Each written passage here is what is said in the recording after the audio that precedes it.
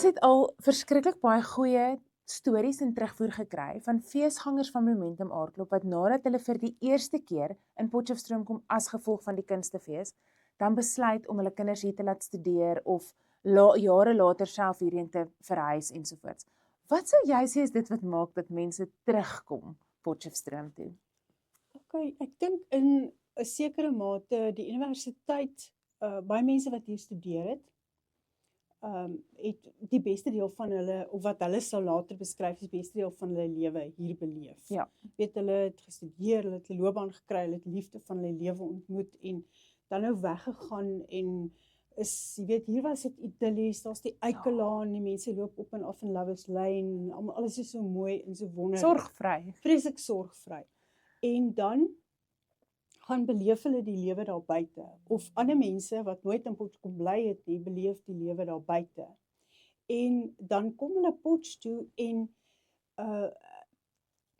wat ek aan gedink het is, kort na die eerste aardklop, het 'n vriend van ons 40 jaar oud geword. Nou voel dit vir my is baie jare gelede. Maar ons het, sy partytjie was by Christa Gali. Een van die eerste funksies by Christa Gali wat ek bygewoon het, was nog in die huis, het was nog voor die saal en al daai. Tennisbane. Ja, Daar was nog tennisbane. Ja.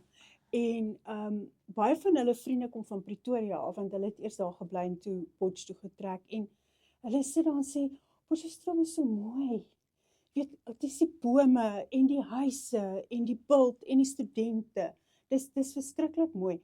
En iets wat ek elke jaar aan dink, weet, dan dink ek, hier kom aardklop nou en die 3 dae voor aardklop begin, dan begin die seringbessies, bloeisels.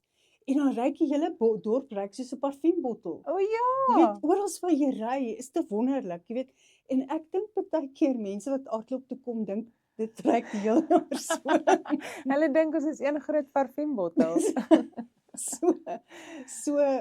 Hoekom hulle terugkom, ek dink Potchefstroom verteenwoordig 'n terugkeer na 'n bietjie meer landelike, maar Potchefstroom lankal nie meer landelik Nee, maar mense beleef dit nog so. Maar mense beleef dit so.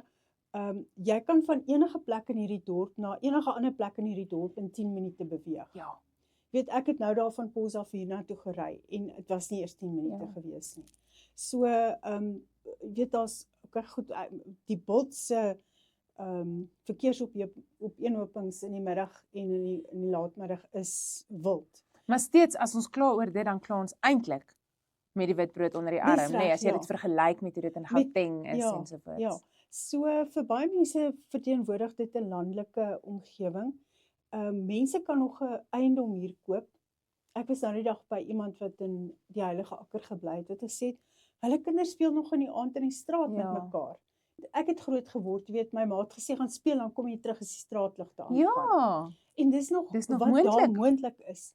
Alhoewel, ek weet nou nie of ek dit sal doen nie, maar sy sê, hulle kinders is baie gelukkig daar. Jy weet, die Heilige Akker, Oeversig, Tuscany en al daai plekke is nog veilige omgewing vir kinders.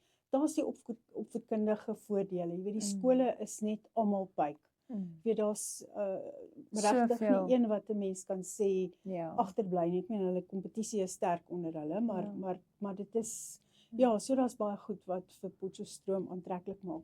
So as jy beplan om Momentum Aardklop 2026 toe te kom, wees gewaarsku. Loop lig, jy gaan dalk nie wil huis toe gaan nie, want dit ruik so lekker hier en dit is so lekker hier, nê?